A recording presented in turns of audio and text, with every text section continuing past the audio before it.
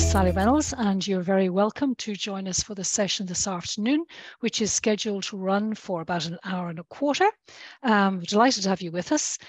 Please feel free to say hello in the chat, put in any questions or comments into the chat as well. And we will have time, of course, for some questions and discussion with our speakers this afternoon. You're also very welcome to change your name or to add after your name the name of the organisation that you're coming from, maybe the country that you're coming from, to have an idea of who you are and where you're joining us from. We will be recording this session this afternoon, so if you don't want your face to be shown on the recording, please don't switch on your camera. But of course, otherwise, please keep your camera on. It's always nice to see faces. We've had so many of these Zoom calls and so many remote sessions that it's really nice when you can see some faces there at the same time. So please feel free to keep your camera on. Put your mic off, of course, unless you're specifically asking a question. So we will have a recording of this session afterwards. We'll also make, Chloe, my colleague, will make a recap document where she'll share the presentations from our speakers this afternoon, and also any interesting input or content that we have in the chat will also go into that recap document afterwards. So before we start, we'd like to know just a little bit. We have lots and lots of people registered for this afternoon. I see so far we have 30 people in the room. Maybe you could answer a very short questionnaire, short poll for us, which Chloe is going to put up now, to ask you your background, a little bit about your background, how you would describe yourself, whether you are a teacher, a more general term, educator, researcher in this field of media literacy, maybe a youth worker, a lecturer, or other. So please tick the box and tell us who you are and how you would define yourself.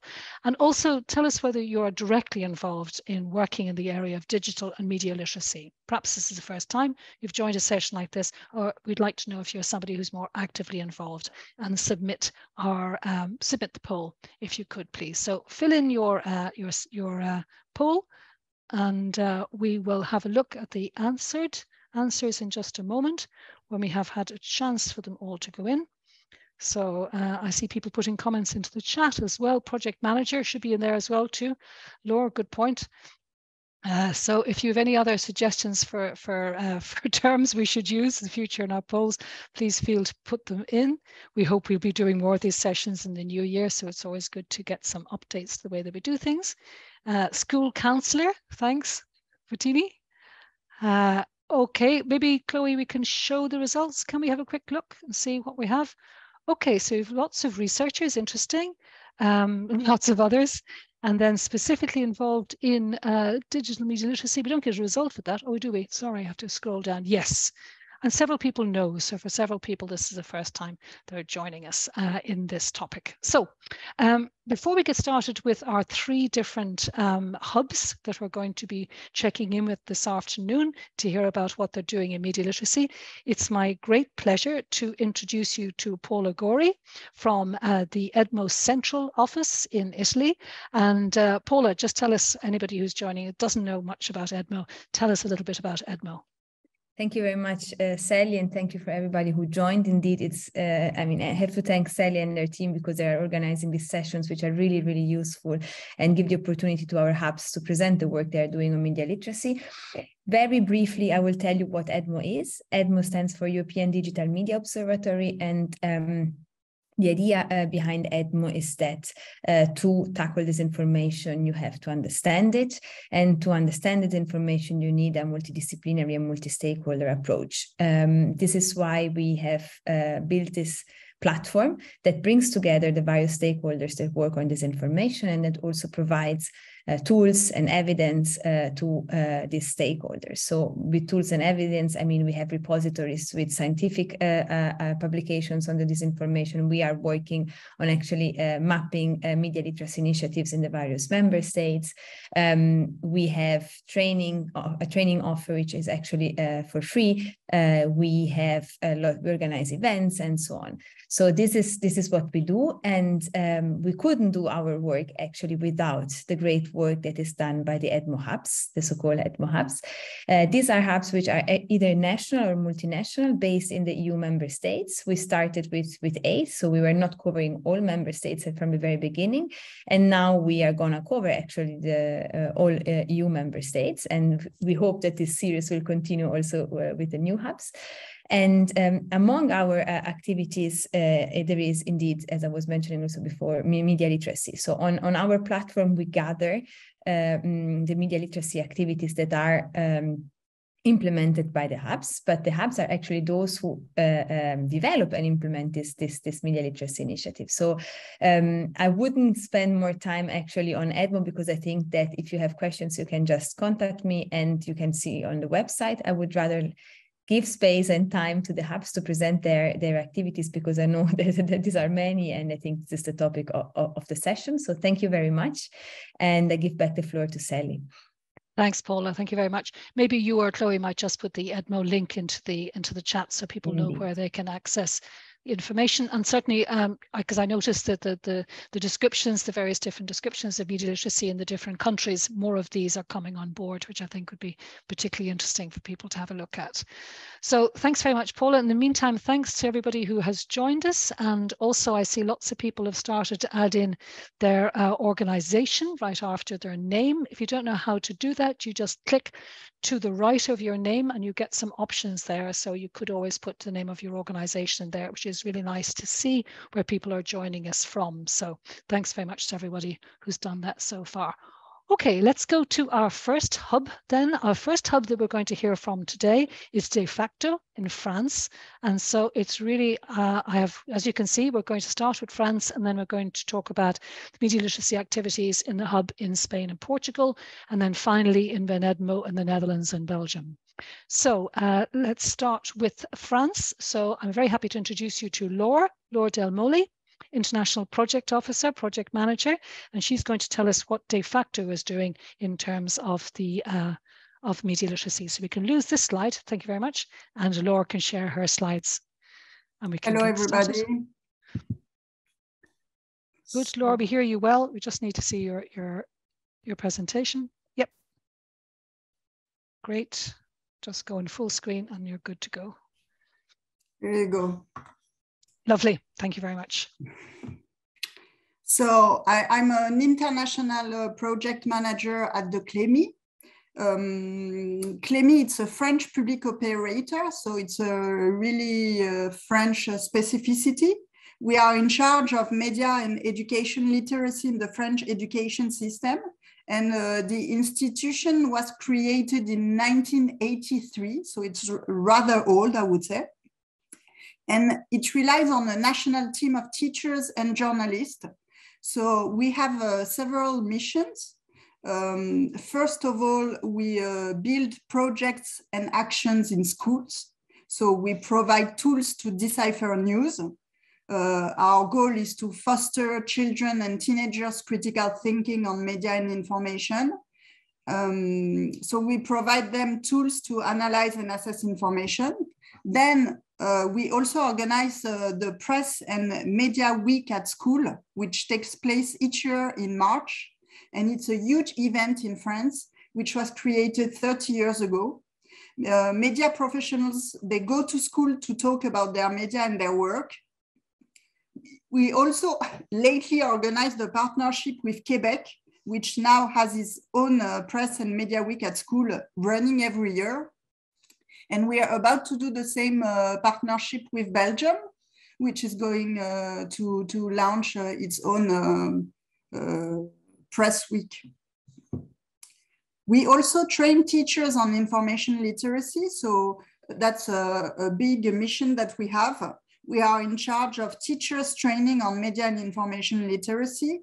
And we rely on a strong network of academic coordinators and a lot of media partners.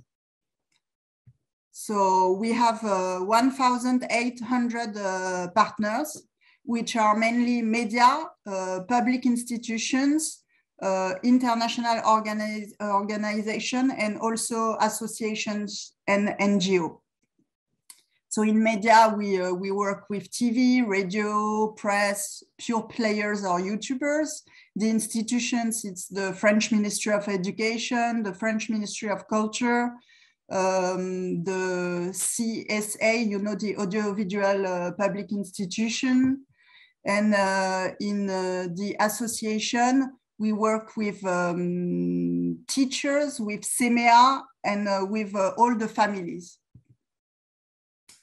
We provide, so what we do is we produce resources in media and information literacy, that is to say, print magazine, short videos, comic books, native podcast, and also serious game.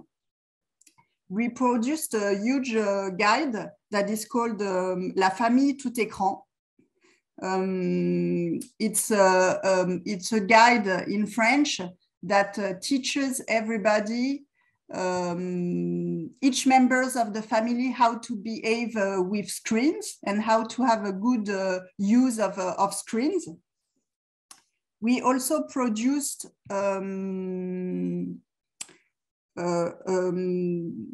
podcast, native podcast on what we call digital parenting.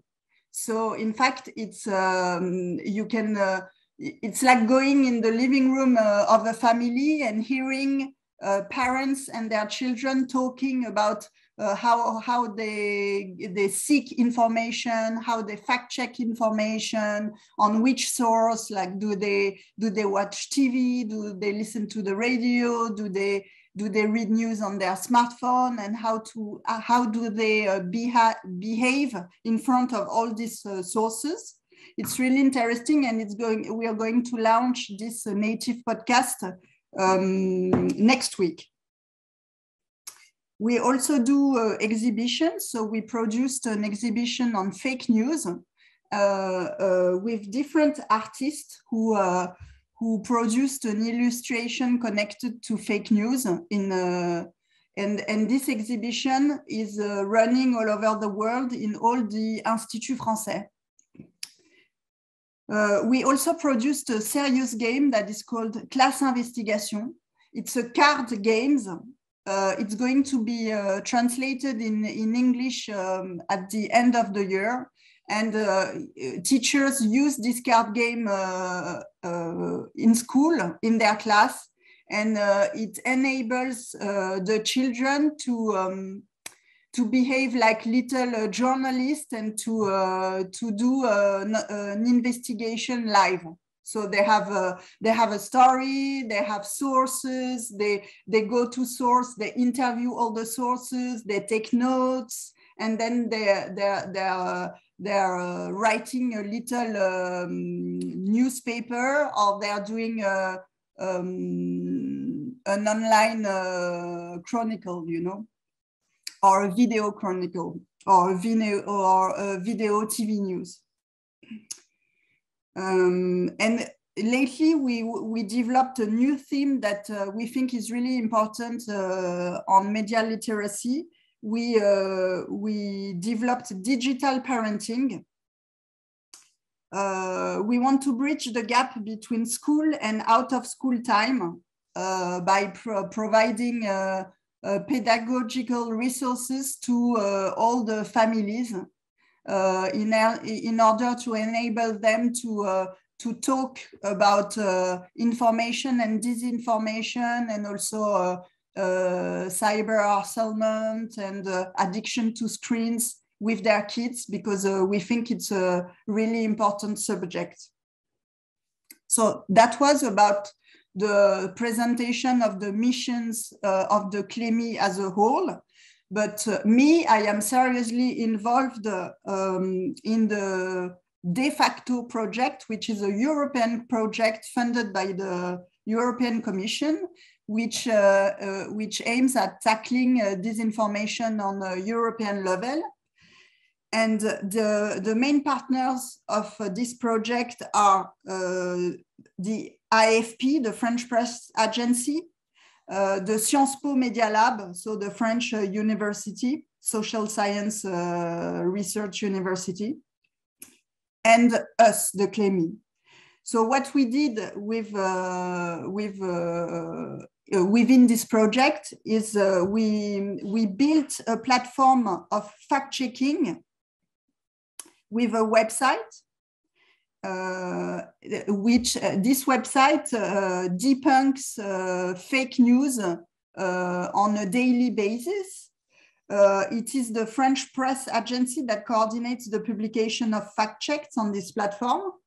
And these fact checks, they don't only come from the editorial staff of the IFP, but also from all the other French media, Libération, Radio France, 20 Minutes, and Les Surligneurs, which is the first media NGO who started fact-checking in France. So we built a huge editorial team to debunk fake news on a daily basis. On this website, we also provide tools to the large public to learn how to debunk a fake news. So you can find the plugin WeVerify, which enables you to see if the image that you see on the website is the first occurrence of the image, or if it is an image that was reused, maybe to modify the information or to modify the intention of the information. We also have a lot of video tutorials, which gives you all the first good practice to be able to verify an information that you read online. And we also, so we produce this native podcast that is called the Medialog. You have 5 episodes of this podcast on digital parenting that are going, this podcast is going to be launched next week. And we also produced Dans la tête de Juliette, which is a comic book about a young girl and her addiction to social media. So that was all for me. Thank you very much. Thank you very much, Laure. There was I have a question for you also from my side as well. There was also a question, just the slides that you were showing them as they, because the people were a bit concerned with the Clemmy news that was there for a long time, but we'll make these slides available for everybody afterwards as well too. So thank you so much for your presentation. There's a specific question from Bella. I was wondering whether you have collected any statistics about family usage of your tools, of the Verify tool at the moment. Do you have any stats on that, or something about their most interesting requests? Do you gather research on that area? The research part is monitored by the Sciences Po Research Media Lab. So okay. Maybe they have stats, but I don't have the stats on a personal level. Okay, would it be okay if Bella was to contact you? Sure. Great. Okay, Bella, so you can reach out to Laure and see if you can get something there from her in terms of statistics about the usage of your tools. Laure, thank you so much. I think we all have been watching Clemmy over the years and the wonderful work that you do in Clemmy around digital media literacy.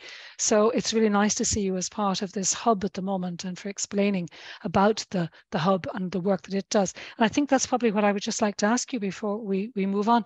And that is that where the gaps are, do you think, at this stage? You know, Clemmy's had such an active role over the years in supporting media literacy through not just in education, but across society. Where are the main gaps now, do you think? Where is the main work focus need to be from your point of view?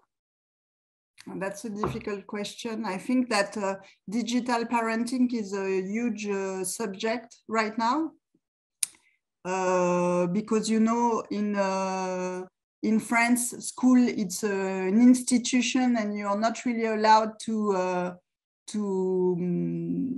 control what is going on in the institution. So it's about being able to bridge the gap between what happens in school and what happens at home, especially with the pandemic, you know. Mm-hmm. That was a big challenge. And also disinformation is a huge challenge for us. continues to be. So you mentioned, by the way, that card game, which is going to be available as well. Do you make these materials and resources to people available outside France? And is there a way that, for example, when that card game becomes available, we could share it with people? Or is there, what's the easiest way of finding those kinds of resources from Clemi? All the pedagogical resources are available on our website. We have a pedagogical fiche, what we say, pedagogical tutorial written that are available for free on our website because we are public institutions. We also have video tutorials that is available on our website for free. And we provide also training, which well, they are not free, all this training, because we need our educators to sure. Come to your country and do the training and maybe adapt the training to the specific culture. But we also do that as an activity, as an international activity. And we are going to the class investigation. It's an important, serious game that has a lot of success in France. So we decided lately to translate it in English. And we are, I don't know how we are going to spread the word yet, but we want to make it available abroad. Sure, thank you. Well, if you can share it with us, we'll certainly do our best to share it with our community of interest as well. And thanks, meanwhile, Chloe has been putting some of the links into the chat as well that you can see. And the website can, of course, be set in English if you need to access it and are not speaking in French. Any other questions anybody got? Looking also at our panelists for Clemi, for Laure this afternoon. No, but Laure, you stay with us until the end, won't you, in case anybody has anything extra they'd like to ask you. Thank you so much. Thank you so much for your time and for sharing that with us. We're going to move a little bit further south now in Europe and to the Iberian Hub. This is the Iberian Digital Media Research and Fact-Checking Hub. And I'm really delighted to have joining us this afternoon Vitor Tomé from Portugal, who's going to tell us something about how the media literacy aspects of the hub are being realized by Vitor and his colleagues in Spain and in Portugal. So Vitor, if you can come and join and share your slides with us. Please feel free, as I said, to comments or questions into the chat. Vitor, over to you. Okay, Sally, thank you very much for this opportunity to share this work with you.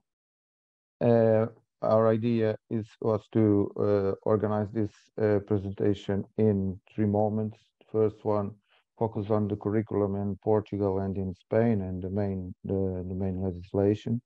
Then focus on the training, especially continuous teacher training in Portugal and in Spain, and then talk about some practices, including practices in both countries, but also the practices that are being developed by the Iberian Hub in Spain and Portugal.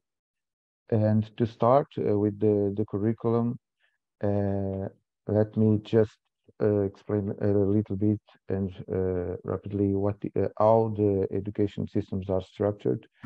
In Portugal, we have 4 main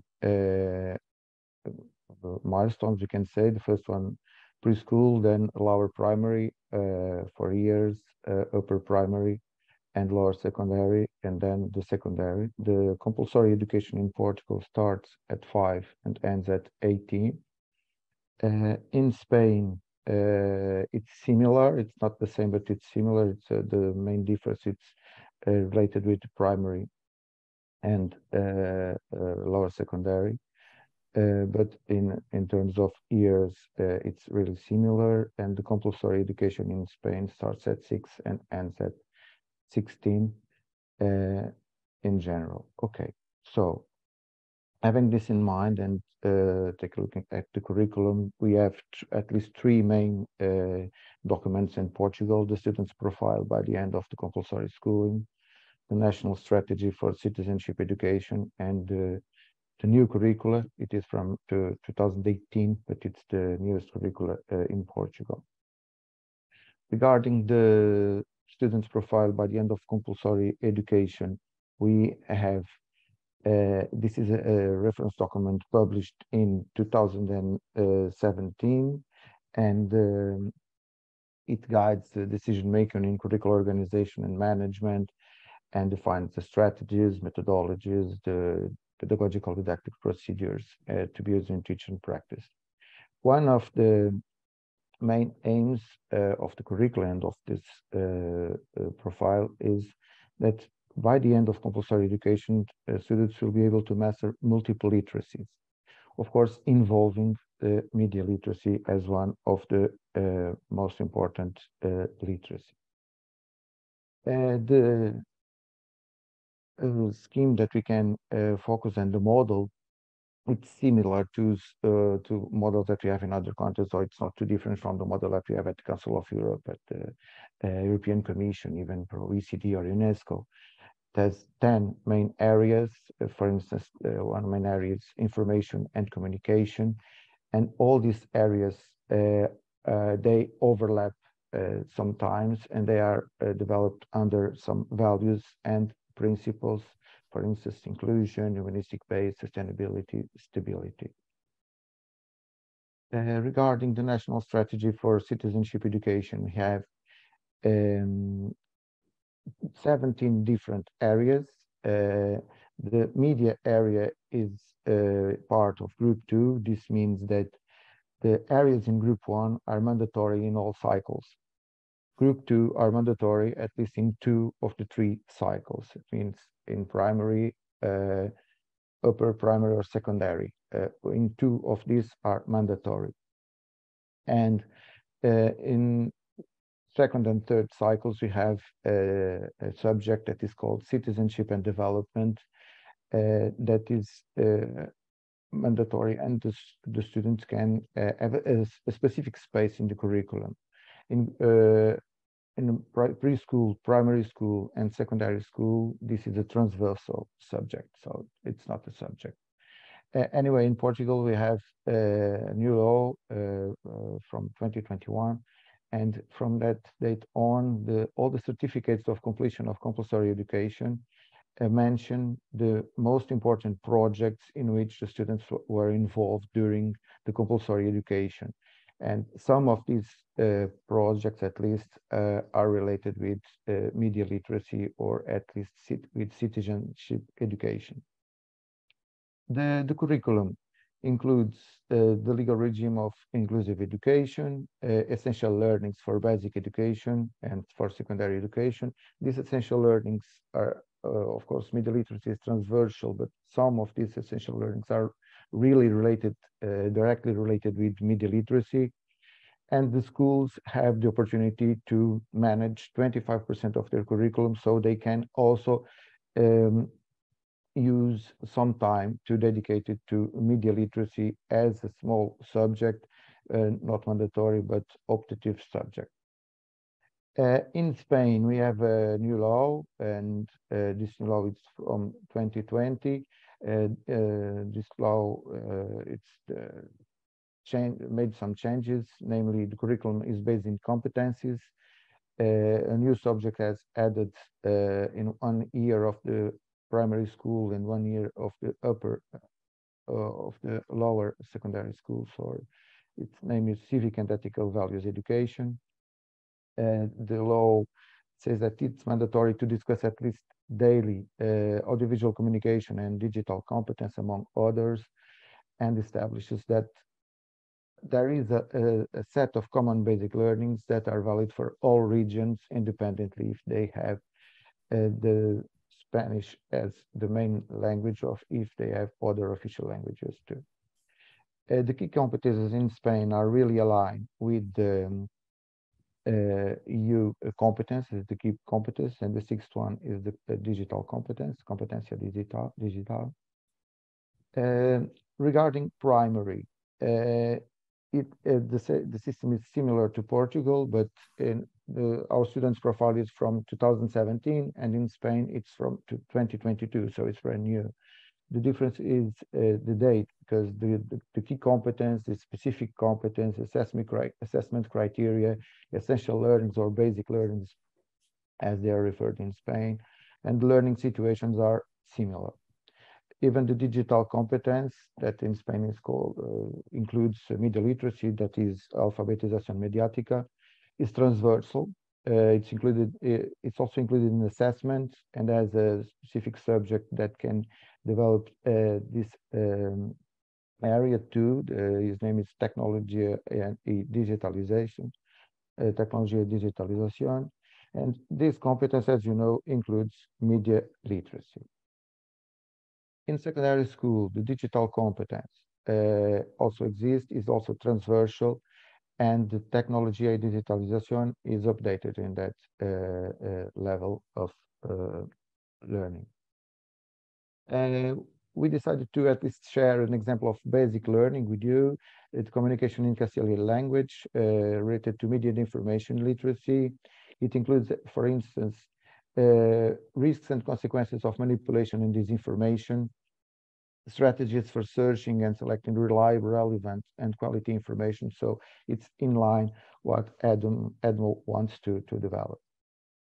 Regarding training, in Portugal and Spain, the European documents are key. The European Framework for Digital Competence of Educators. As you know, the main model of Europe, the from professional engagement to facilitating learners' digital competence, in which the information in media literacy is included. In Portugal, for instance, the digital action plan, first, the trainers were trained and the checking tool was applied and for diagnosis, and the teachers were free and to attend 3 different courses, A, B, C, as the European Digital Action Plan proposes. During that training, teachers have the opportunity to share and to work with the school community and the local communities. The idea is to develop action plans to foster digital development. These plans were developed with the support from digital ambassadors that organize training courses, and the school groupings. In Portugal, we have 809 school groupings, organize digital development teams. At the same time, the Ministry of Education produced digital course books, interactive digital resources, and learning path suggestions. So it's interesting because the idea is to increase further the learning outcomes through all this model that is also based in what we get from the European Union, European Commission. Regarding training, so far, the Ministry of Education was able to train up to more than 65,000 teachers, level 1, 16,000, level 2, 25,000, level 3, to 2,524, and other trainings. And regarding the plans, the digital development plans in schools, 712 out of 809 are being developing, and other are being implemented, and the others are being developed. We have also specific trainings from the Ministry of Education, from Media Literacy and Journalism Association.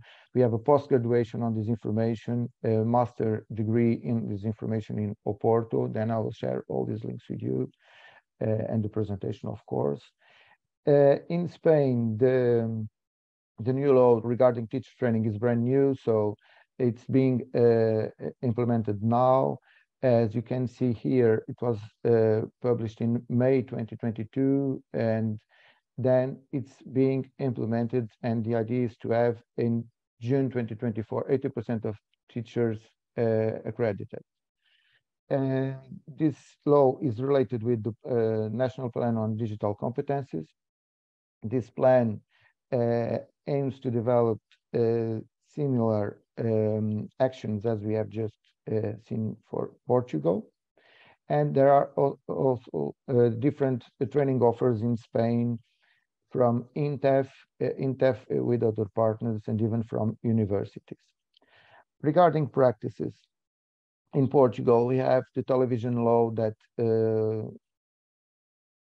makes mandatory to the public institutions, the public media, to design and implement an action plan to promote media literacy. And RTP Group is developing a set of different activities.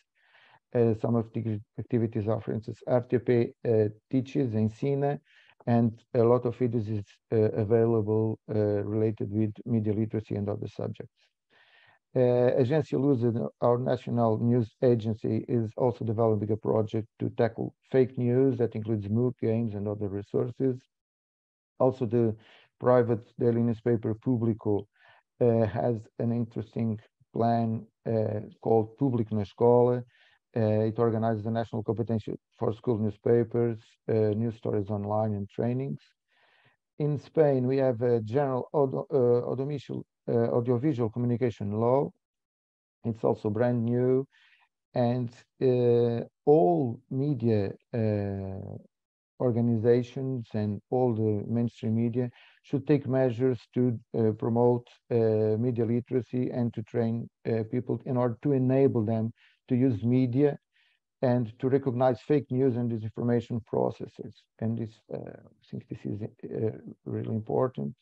We have also other practices, for instance, from the biggest media group in Spain, Fundación A3 Media, is developing the prize Mentes IMI, that means Alfabetização Mediática e Informacional. They organize also a national encounter. We have other practices like Informate, initiative from Google that involves the mainstream media. And also, and this is one of the partners of iVerify. Maldita is one of the best fact checkers in the world. And the website, the Maldita's website is really, really complete and interesting.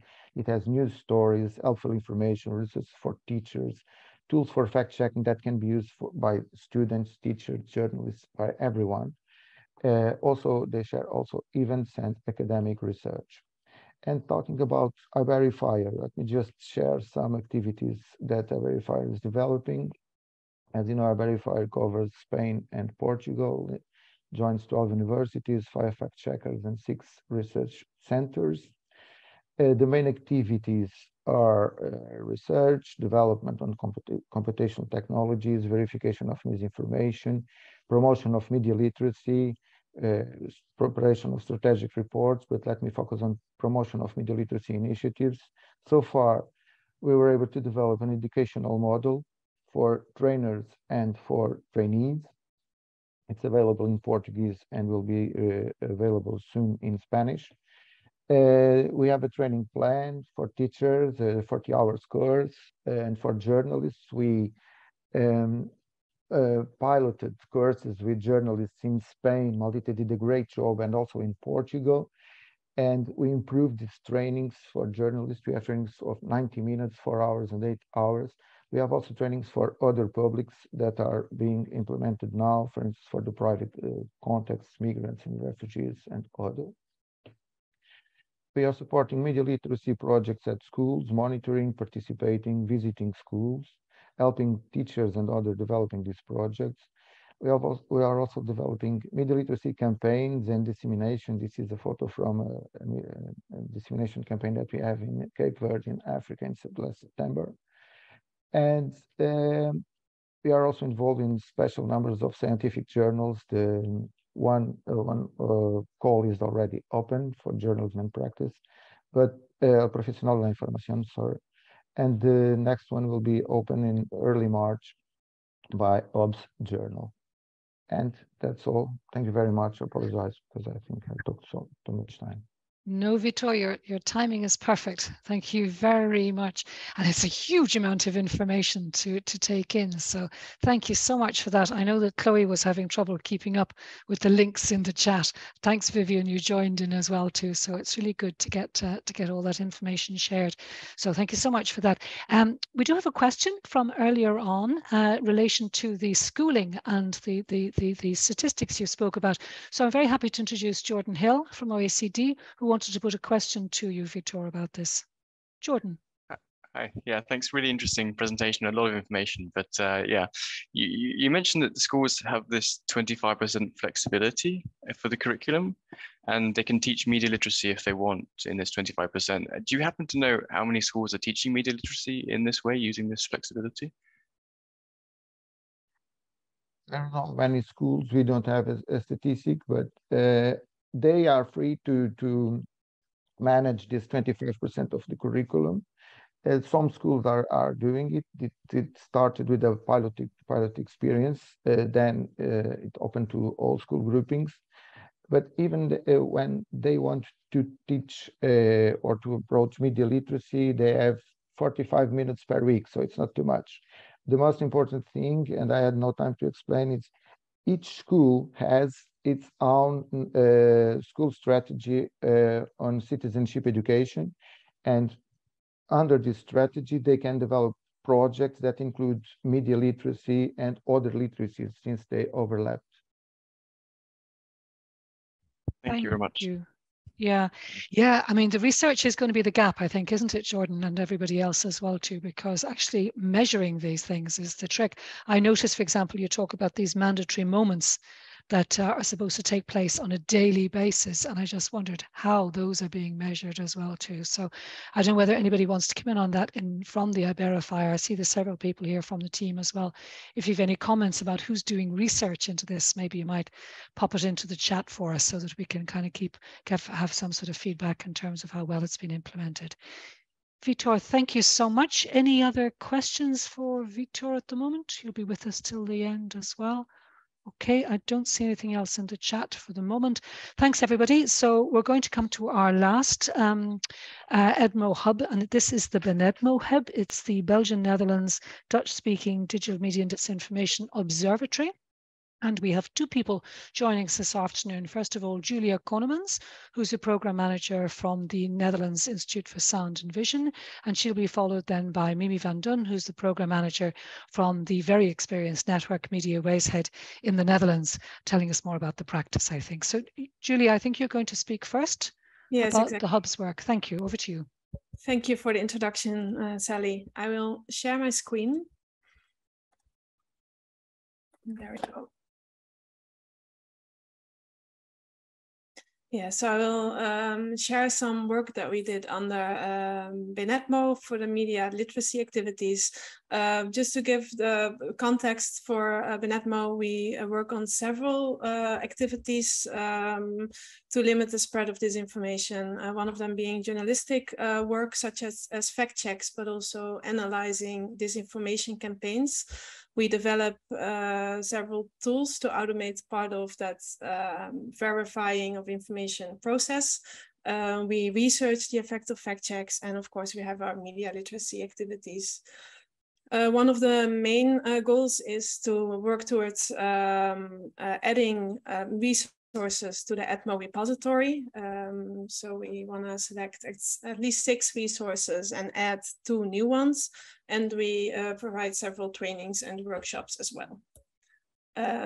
These are the partners in our consortium, and the highlighted ones, the University of Leiden, which also means the news checkers, fact check organization, KU Leuven, which also entails Fact Check Vlaanderen, are part of the media literacy team, as well as the Institute for Sound and Vision, Netwerk Media Literacy, and the Belgium Media Literacy Organization as well. Our starting point was developing a gap analysis to see where we want to build our strategy, what we want to build our strategy on. And we first had to define if we could treat the Flemish and Dutch market as if we can take them in one gap analysis. So we looked at because we share one language, but we are still 2 different countries. So we looked at the consumer side of things, and we saw a lot of similarities and a few differences. So in this slide, you see, for example, that the internet penetration rate in both countries is really high compared to a lot of European countries. We see that in both countries, the trust in media lands on a similar percentage, and in both countries, online is the main news source. We did see some differences in the social media usage. For example, Facebook Messenger and TikTok is more popular in Belgium, and for example, Twitter is more popular in the Netherlands. There are also some differences in the markets, the media market. The way the public broadcasting system is organized is quite different in the Netherlands because it's a group of organizations that provide public television and radio together, where it is one organization in Belgium. What we see in the newspaper world is that there are two really big publishers that provide a lot of newspaper titles, but the titles are different again in both countries. However, we concluded that we can indeed analyze the resources and the needs in both countries together. Let's see, yes. We also had to define what media literacy means for BENEDMO and in this context of disinformation. And I would like to emphasize that we do media literacy work both for a broad audience and for media professionals. And I will explain that later a bit further. We defined 3 elements that we find important to make people resilient against disinformation. People that are resilient against disinformation have the awareness that disinformation exists and have understanding of why it exists. They have a certain level of ability to recognize disinformation and also how disinformation spreads, and they have tools to adequately respond to disinformation. So an example is for example, to not share it further, or to report a false post on social media. I will leave this for now, our steps towards building a repository due to time, but this will be part of our gap analysis, which will be published within, I hope, 2 months. And I would love to share that later. So I would like to also go into a bit more detail about what it means, media literacy in the context of this project for journalists. Sorry, 1 second. The same 3 elements that I showed earlier still apply, but in order to recognize disinformation and the way it spreads, we do dive deeper into digital skills to verify information. Digitalization had a big impact on how information and also disinformation is being created and being spread. So it makes sense to strengthen the digital skills to also recognize it. Personally, I agree with this quote: all fact checkers are journalists, but not all journalists are fact checkers. And of course, journalists check facts, but on top of traditional journalistic methods, such as calling a source or working through paperwork, it is very useful for journalists to also have a basic understanding of how the typical fact checker skills, and specifically the use of certain digital verification tools. So I would like to give a few examples of how we work on these skills. We provided workshops for students in journalism, where we discuss how and why information spreads and what its impact can be. We work on an understanding of several disinformation strategies, and we apply digital verification techniques. And this is a very hands-on training. So the students get certain tasks. For example, this picture is shared with this information, verify where this picture came from and if the information is correct. We guide them to some tools, but how the tools work exactly is something they figure out and share among their peers. And is then being shared in a classroom, and then they get some extra tips on this. So for example, we worked on geolocation tracking, we worked on advanced Google skills, and a reverse image search are a few examples. These trainings were taught by professionals in the field, like a Bellingcat researcher, a data journalist from a press bureau, and a fact checker. So we closed the gathering with a Q&A with how this applies to their work. Another example is the fact check marathon. In this project, a small group of journalists in training work side by side with professionals. And in the weeks leading up to the elections, they checked statements made by politicians. And this project was rounded up with a public debate between these fact checkers and also the students and politicians. I want to show a last example before I give it over to Mimi, and this is a project aimed at other professionals than journalists, namely librarians. BENEDMO is not part of this consortium, but we contribute by sharing our database and also sharing knowledge. These toolbooks will help librarians find resources that they can use for setting up learning routes for different target groups. So the toolbox should help them in a very smart way to find the right resources for the right goals. And now I will hand it over to Mimi.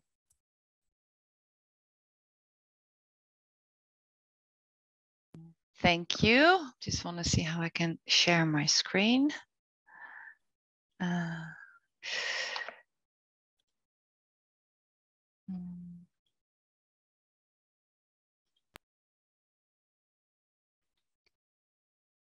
See? Yep. Yeah, working, all right. Working. Just installing this. Thank you for bearing with me, everybody.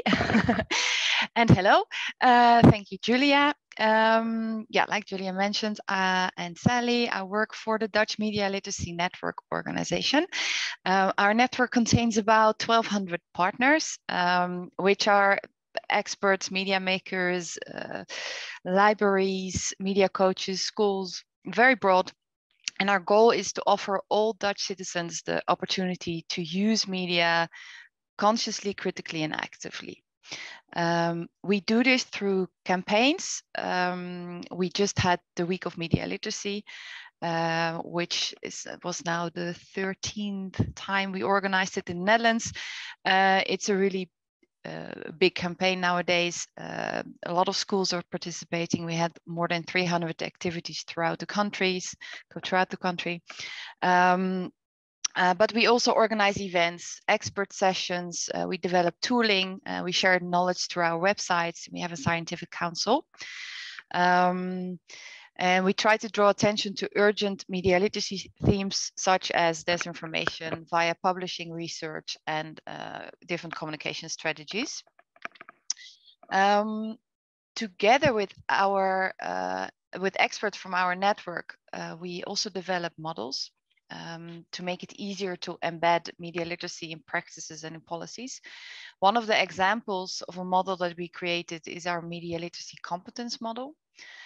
The model offers 8 media literacy competencies, and the 10 areas which you see on the screen now around it are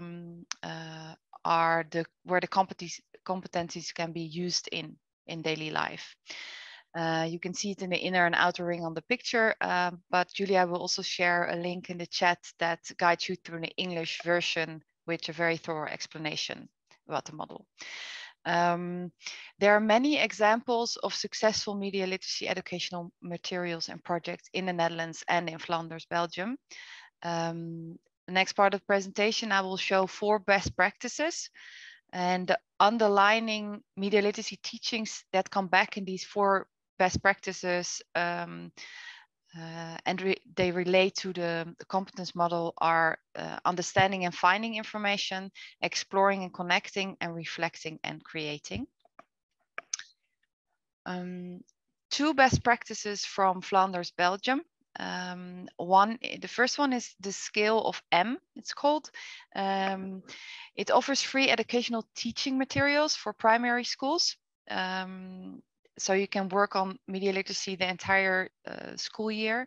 The highlight is the competition in the 5th and 6th grades, in which classes compete for the title, the most media-wise class of Flanders.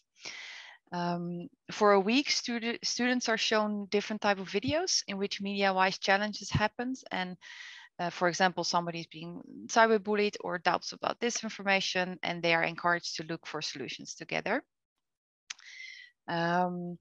And in Flanders, there's also News in the Classroom. News in the Classroom is an educational project on news and information. It's a collaboration between media and classrooms like newspapers, televisions, radio, and various educational organizations. Teachers can work with the educational material throughout the year also. And there's a possibility also to order newspapers and magazines in a classroom. Also a very important one if it comes to disinformation and media literacy. Then there's one best practice I like to point out, which is a Dutch production. It's a bad news game. In this game, you create fake news. You make it yourself. It's for adults and for target group. The junior game is 8 to 10 years old. The bad news game creates resistance against bad online information by putting players in the position of the people that can create it. It also goes to the concept of disinformation in a broader sense, like the whole social media campaign around it. So they're also learning how to build that. Scientists who work with Trog, which is the developer's name, found that playing bad news improves people's ability to spot manipulation techniques in social media posts, increases their confidence in spotting such techniques, and reduces their willingness to share manipulative content for people in their network. So an interesting one to also look into. And then the fourth one I like to mention is another best practice from the Netherlands. It's a serious game, Media Masters. We have it since 12 years. The earlier mentioned scale of M is also inspired by Media Masters. It's an interactive game that played in primary schools by pupils between the age of 10 and 12. And it's been played during the national campaign of the Week of Media Literacy. In a playful way, students are taken into a storyline where they get to see a different film episode every day. And together with their classmates and their teachers, they get to work to solve media missions. Various media literacy themes and skills are discussed. In the presentation, you see a couple of themes that we're paying attention to. It's a great success, and at the moment we reach half of the Dutch children in group 7 and 8, which is the highest class in primary education in the Netherlands. And at the end of the week, local and national winners are announced, and often like the national news is paying attention to it, and who's the most media-wise classroom in the Netherlands, things like that. And one of the success factors of the game is that it's a great opportunity for our network partners to show their educational material on different media literacy themes. So we have about 50 partners that collaborate in the game, and about 100 questions that being asked, and over 2 million questions in total that being answered by students throughout these 5 days. To give a better understanding of the project, I just want to show you a quick trailer, which is the next slide.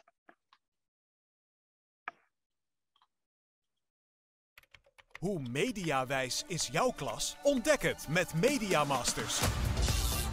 Een serious game voor groep 7 en 8 over onderwerpen als online pesten, sociale media, nepnieuws, reclame en veilig internet. Een spannende verhaallijn, afgewisseld met leerzame vragen en opdrachten, neemt jullie mee op avontuur. Als klas heb je 7 dagen de tijd om 5 mediamissies te volbrengen. Elke mediamissie duurt ongeveer 45 minuten. Het is interessant voor de kinderen, maar ik vind het ook heel erg interessant voor de leerkrachten. Ja, de kinderen worden zo enthousiast dat ze zelfs thuis doorspelen. Ga tegelijk met duizenden klassen aan de slag als onderdeel van de Week van de Mediawijsheid. En wie weet worden jullie de meest mediawijze klas van Nederland. Meedoen is gratis. Schrijf je in en maak jouw klas nu snel aan op mediamasters.nl.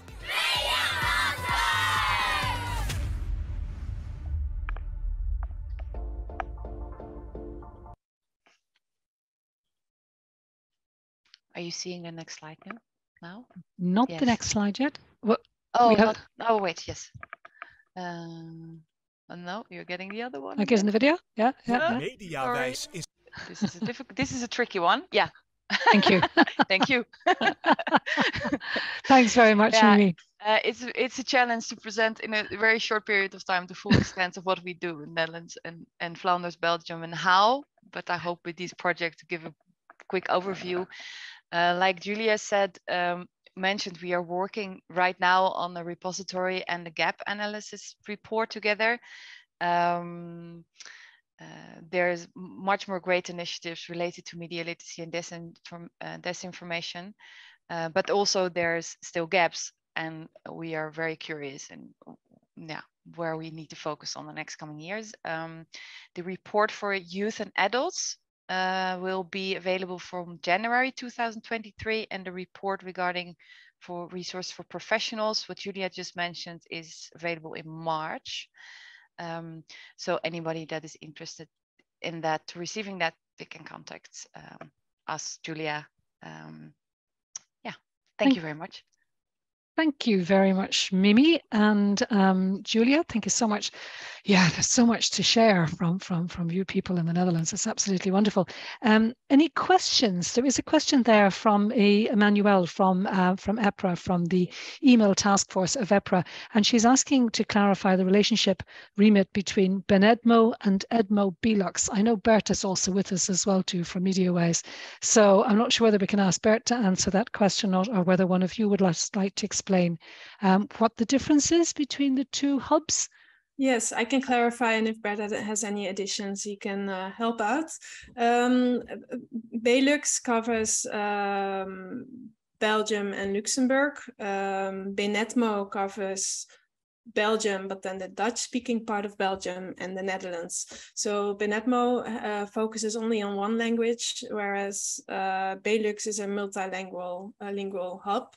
Mediawijsheid is a partner in BELUX, and they are an associate partner in BENEDMO. So we exchange knowledge. And for example, I showed how we work towards a repository. The one slide that I skipped, we discussed, for example, what the criteria are to select resources for the repository. So there is a lot of exchange between BELUX and BENEDMO, and that goes mostly through Mediawijsheid. I think it's also fair to say it reflects the language complexity of Belgium probably as much as anything else. But thank you so much for the explanation. Any other specific questions to Mimi and Julia? There's tons of links in the chat, and of course we'll make this available afterwards. Nobody else, anything at the moment they want to? Jordan, did you have your hand up? So yeah, just more like a general question. So it seems like in the Netherlands and in BENEDMO, there's a broader approach taken to a definition of media literacy. So obviously some approaches focus more on disinformation, others focus on a broad range of risks and also opportunities. And I was just wondering what you saw as the implications of a broader versus a narrower focus of media literacy. Who would like to take that? Julie, you want to take that? Do you mean with broader the extension of the target group to professionals? More the topic. So like, you know, we have disinformation as a risk, but we also have cyberbullying, we have, you know, data protection, but we also have opportunities, you know, to do with forming good relationships, getting excited about media and aesthetics and messaging and things like that. Would be a broader approach, I would say. Yeah, I think that's a question for Mimi mostly, because on the BENEDMO, those are not the projects that we develop within this hub, but our partner, Netwerk Mediawijsheid, does. So please, Mimi. Yeah, I think in the context of disinformation, I think we look at it in the smaller context, and what the projects that I've just shown, they have disinformation as subjects underneath. So some of the competences are related directly to learning how to recognize and to act when you see disinformation. The bad news game, for example, that of course is very specific. If you look at what we are doing together with BENEDMO and the repository that we're making, there we really narrow it down. So there we're saying, okay, what kind of skills, like Julia started in her presentation with the skills that we see that is needed, media literacy skills that we see that are needed to be able to deal with disinformation. That's actually our focus. Yeah. Mm-hmm. But I can understand that maybe it creates a little bit of confusion because I picked, yeah. Mm-hmm. I think it's probably More something you'll find as well, Jordan, right the way across all of the hubs as well too, because the extent to which it also depends a little bit on the history of media literacy in those countries, and we've certainly seen that in this series. If it's okay, I'd like to invite everybody else sort of to join us. I mean, you're all there. Vitor is there. I know Laure is there. Also to join us if we have any final question. Oh, there's a question. Sorry, Vivian, I see your question to Mimi. Will Media Master be translated? Just wanted to type an answer. We've tried. We tried. It's very complicated because Media Masters is really focused on local context and local information, media, all the partners. So what we can do, what we did with Flanders, Belgium, for example, also is take them with us through the whole process, give them all the information, and they can build something new based on our information. But really copying one-to-one the game is just Yeah, if I could just come in on that as well too, because also, I mean, we're involved in a European project to create a game called to create something called Smiles, and in that local translation is where it's what matters. And I think we sometimes, when we talk about repositories of resources, we run into this kind of, this challenge, because materials work very well in one setting, one country, but then how do you make them transferable somewhere else? And very often it's the knowledge behind that's more transferable than the game itself. Yeah, and if you start with a project already with the idea and have we're gonna outroll this in different countries, then you can create it in such a way. But Media Masters is really created from the start for the Dutch context, and now it's really difficult to, yeah. Anyway, Vivian, you're also working with the Iberian, so there's an opportunity there probably to share. Can I ask all of you? As a question, just in terms of the purpose of this session that we're having, and the two previous ones, was to look at ways in which that the media literacy bits of these hubs could collaborate and could exchange. And I'm just wondering, looking at these three hubs, where do you think you could exchange? We're saying not maybe the specific tools themselves, but is the research something that is transferable amongst yourselves? Or what do you see the value of being able to share among the hubs? Mimi, you're nodding, so anything to add? Nodding because I think it's a good question. Okay. Maybe Julia.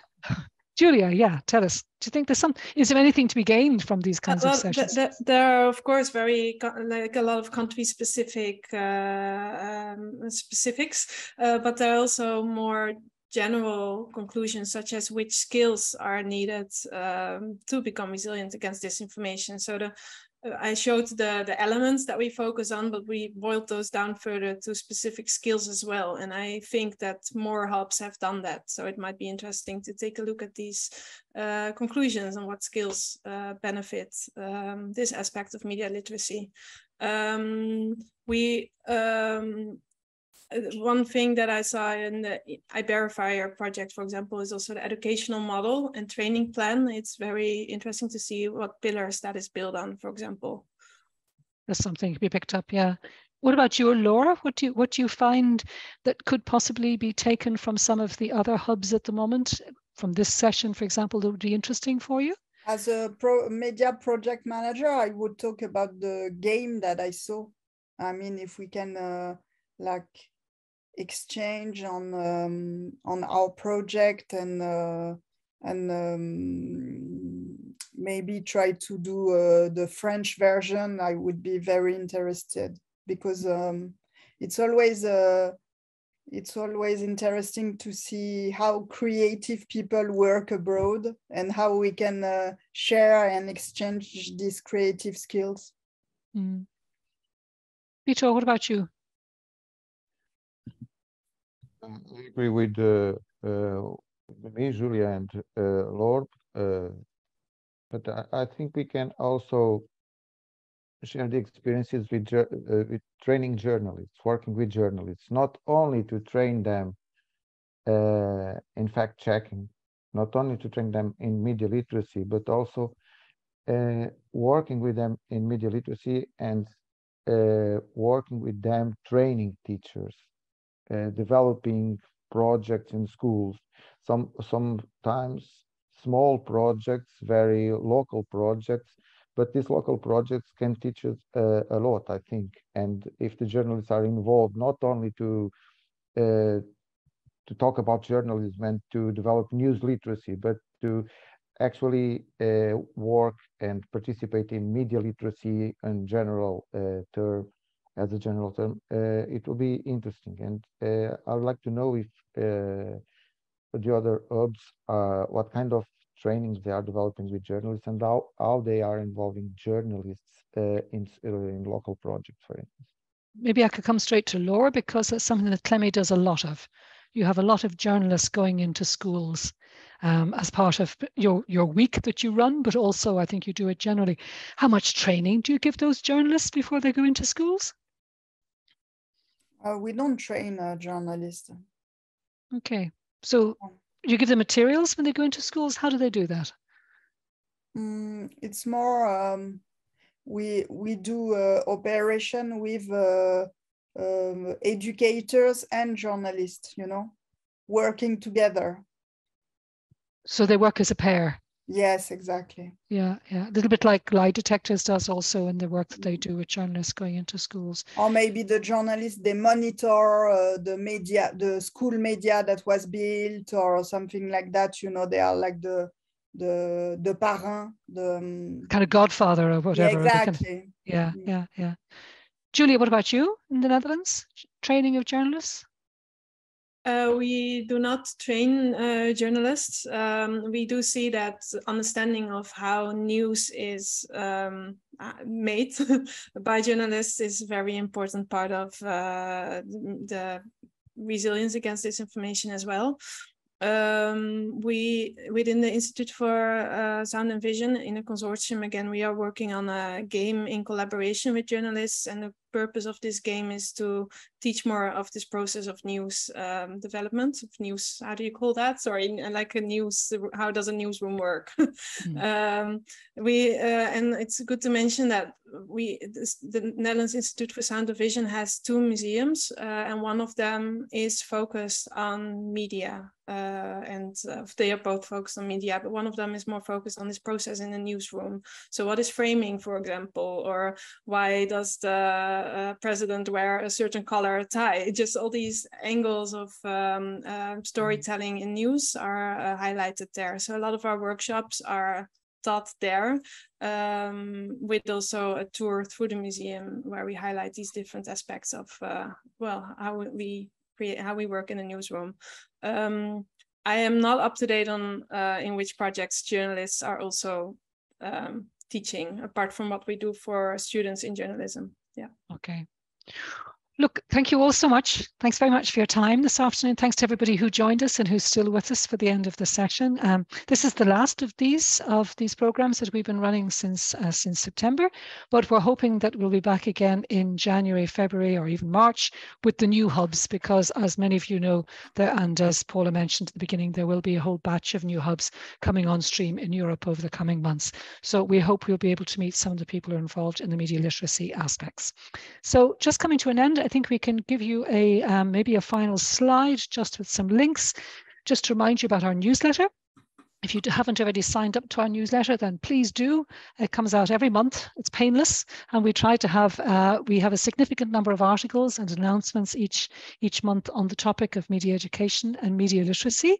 So as you can see, some of the samples that are there on the left-hand side, you're more than welcome to sign up for it. And of course, we'd love to hear from you as well. If you have articles about your work, we'd love to know what the hubs are doing, what the various different initiatives are doing, people who've been organizing events and people who've been joining us. Tell us about your work in the area of media literacy, media education, so we can share it with others. If you have something that you'd like to share, we're always happy to do so and to help you with this. We'd also like to remind you, 15th edition of our annual Medea Awards is open now. You can submit your entry, as you can see, before the 17th of March, and we would love to get lots and lots of entries that are focused on the topic, again, of media education and media literacy. And that's pretty much all. No, sorry, we should remind you, we have a workshop coming up on Smiles, that project I mentioned to you earlier, coming up on the 14th of December, and we will be announcing our spring agenda very soon as well too, so you keep an eye out for that. And our annual conference, which we run with KU Leuven, is taking place in June here in Belgium. So those are the dates we want to remind you about. I think that's pretty much all we wanted to share with you. It's just 3:15 our time here in Belgium. Thanks so much for your time and for joining us today. And we will talk to you again, I hope.